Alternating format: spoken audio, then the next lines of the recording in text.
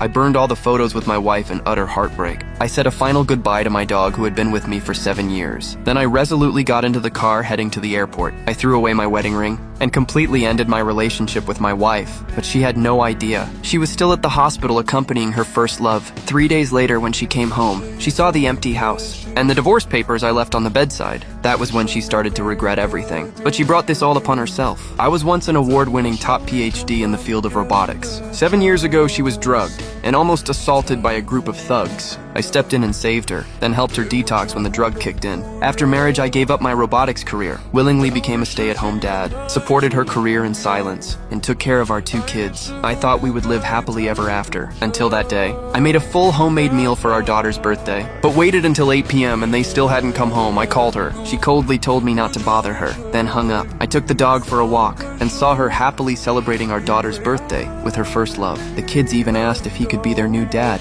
She even said in public that I was the one who planned her drugging 7 years ago, and that she only married me because I detoxed her. Her words stabbed me like a knife. 7 years of effort meant nothing to her. I finally decided to leave her and the kids for good. When I got home, I drafted the divorce papers, then went to my professor at the Research Institute, told him I wanted to return to the lab, and promised to rejoin the team in 7 days. The next morning, she brought her first love home. The kids ran into his arms like he was their real father, completely ignoring my feelings, even asked him to stay and be their dad after she went to work. Her first love tried to provoke me. He baked a cake for the kids himself. They were overjoyed, but didn't know our daughter is severely allergic to peanuts. Not long after, she had an allergic reaction and passed out. I immediately checked the situation, tasted the cake, and found peanuts in it. Without hesitation, I rushed her to the hospital I never expected. When my wife arrived, our son blamed me for everything. She grabbed my collar on the spot, refused to hear any explanation, and pushed me away hard, saying someone like me didn't deserve to be a father. The worst part, her first love didn't admit to making the cake. Instead, he joined in and slandered me,